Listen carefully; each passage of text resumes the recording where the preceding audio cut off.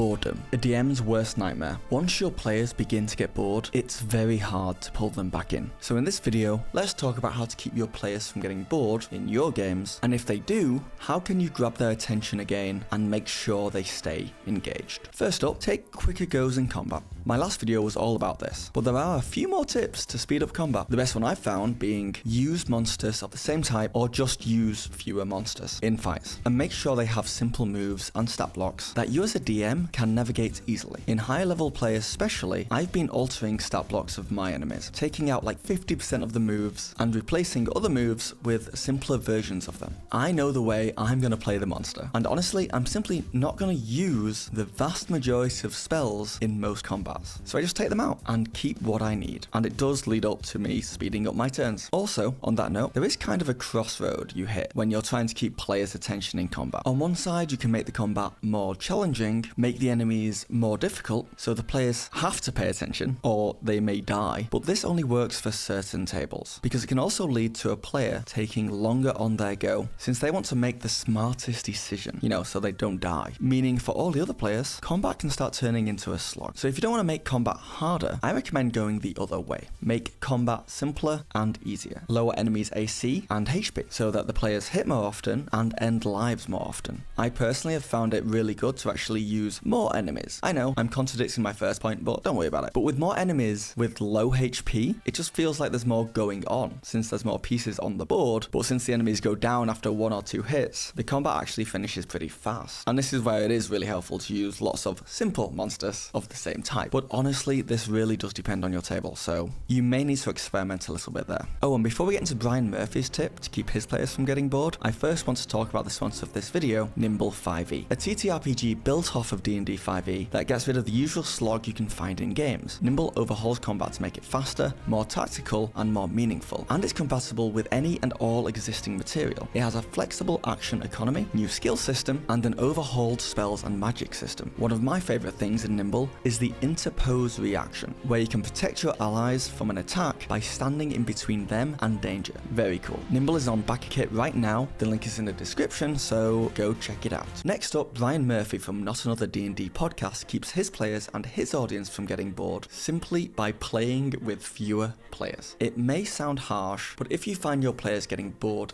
often and you have 5 or 6 players, it may simply be because the players in question need a smaller group. I know I'm like this as a player. If I'm playing a game with just 2 other players and a DM, like Murph does, I am way more likely to stay engaged, roleplay, and have a more memorable experience. 6 or 7 players is fun, and honestly, probably better for long-term character-driven storytelling. Maybe there's an argument there, but the reality is having more players slows down a game of D&D in just about every way. So try fewer players. Next up, I'm going to do something I don't think I've ever done before on this channel and tell you not to be like Matthew Mercer or Brennan Lee Mulligan to keep your players more engaged, because Brennan Lee Mulligan and Matthew Mercer both describe things a lot and for a long time, but they're very, very good at it. Not that you're not good at narrating things or describing things, I'm sure you are, but when you're narrating or describing things in detail, there is a chance that your players simply zone out. It's the perfect opportunity for them because they don't have to do anything, and you'll see it too. As a DM, you'll see your players' soul slowly leave their bodies more and more the more you describe an NPC's shiny shoes. So if this is something you are experiencing, try being more precise and concise in your narration. Maybe even ask your players for prompts and things they would like to see in a room as they enter, just to keep it more like a conversation with your players rather than a one-man show. And speaking of narrating less, also just try and keep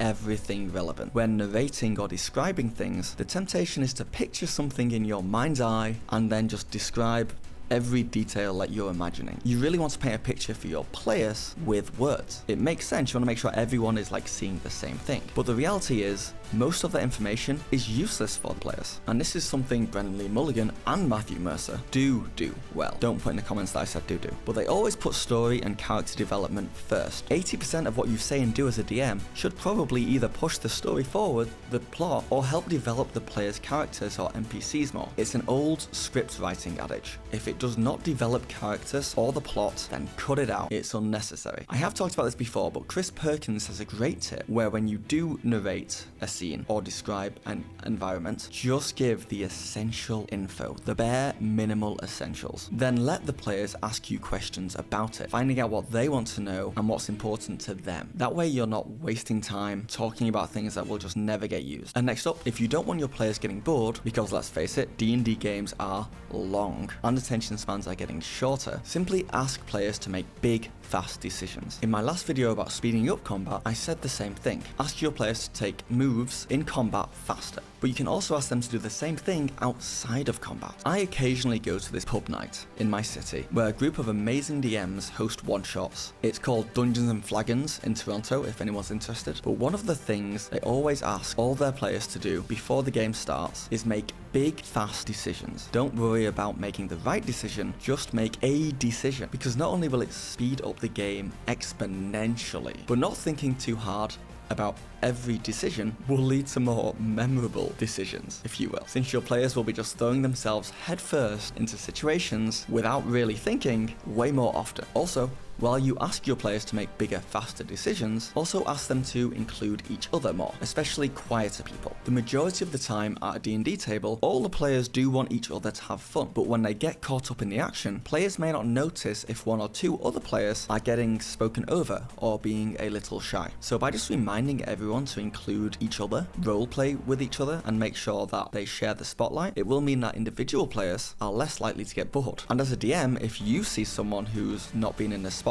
for a while, you can step in and put the spotlight on them, ask them questions, let them roleplay, all that good stuff. Just make sure they're comfortable in the spotlight first before going in too hard on them. Also, subscribe to this channel. I know it's a meme to say this, but I have a lot of viewers who watch my videos and never subscribe, so do it. And follow me over on Twitch and come and say hi. I'm probably streaming right now. Links in the description, and honestly, I just need like 5 more followers over there to get Twitch affiliate. So, I mean, you don't care about this at all. You came here for a D&D video. Another way to make sure your players are not getting bored is not to get bogged down in one-on-one conversations between DM and player. A lot of the time, a player might start asking the DM questions about a scene or a place because they specifically want to do something. For example, they're in the streets of a new city, so they start asking about local shops. Where's the merchant quarter? Is there any place that sells clothes? When in reality, if you just ask that player, what is it you specifically want? They'll probably say something like, oh, I want a red tuxedo. So then you can just like throw him into the red tuxedo store and skip so much stuff in between, and the other players don't have to listen to a back and forth for 5 minutes. Also avoids tedious shopping episodes. So always just be getting directly to the point when your players start asking questions. Figure out exactly what they want and do your best to give it to them. Brennan Lee Mulligan has a really good trick that he uses to stop his players from getting bored, and that is pattern interrupts. It's something done in YouTube videos all the time, where the scene suddenly changes or the music changes or something happens that just interrupts the pattern that was happening before. Looking at the same camera angle, listening to the same music can get boring, and in D&D, you can pattern interrupt too by suddenly starting a combat, for example,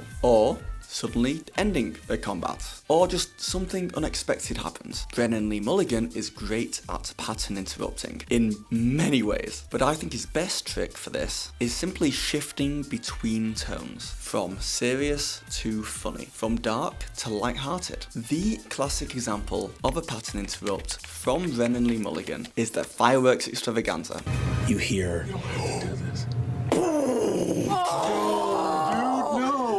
the fireworks extravaganza has begun.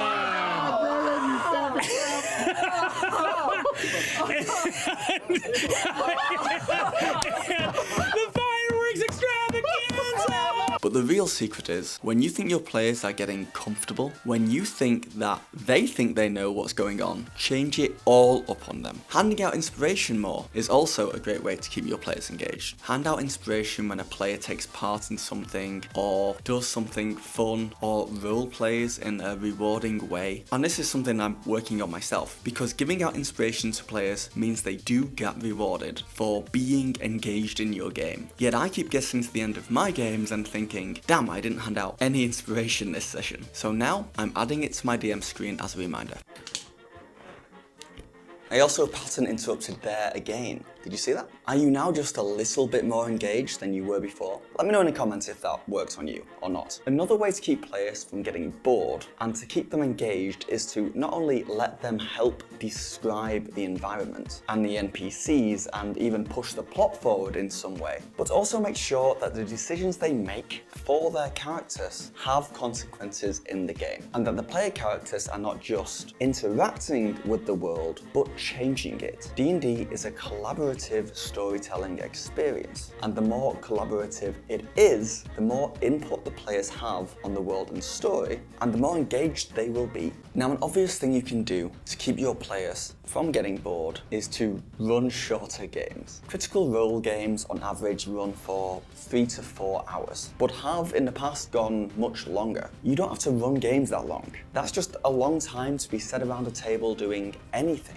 And if you play with the same people every week, there will be a point they hit where they're simply ready for the game to be over. Whether that's the 2-hour mark or the 5-hour mark. As the DM, it's worth figuring out what their limit is and what your limit is too. And if you enjoy running longer games and your players like it too, then that's great. Just also do what Critical Role does and make sure you take a break in the middle or a few times throughout, just to let yourself and your players have a little bit of a breather. These games can be a lot, so. And finally, the biggest way to grab players' attention and stop them from getting bored, and this is something I see Bria Ironguard doing a lot, is the rule of cool. Do not always predictably rely on the rules and the mechanics of the game. The rule of cool means that if a player wants to do something that's not, in the player's handbook, rules as written, it probably wouldn't normally be allowed, then you just ignore the game's rules. Let the cool thing happen. It helps keep your games a little bit more unpredictable, and it means the players get to do some really cool stuff, which goes a really long way to stopping your players from getting bored. Now, I should say, as I always do, the rule of cool isn't for every table. Some tables like to be creative within the confined rules of the game. And honestly, that's a pretty cool table to play at, but it can feel restraining to some. So if you have a table and you're a DM who's fine with embracing the rule of cool, it can really give a lot of freedom to the players and let them think more outside the box, and I think create better memories. But that's just the way I DM, and there's nothing against people who don't like the rule of cool. I actually would love to try playing at your tables because I think both have merits. But when it comes to keeping your players engaged and stopping them from potentially getting bored, I do think the rule of cool wins on that front. So let me know if I'm wrong, and thank you for watching.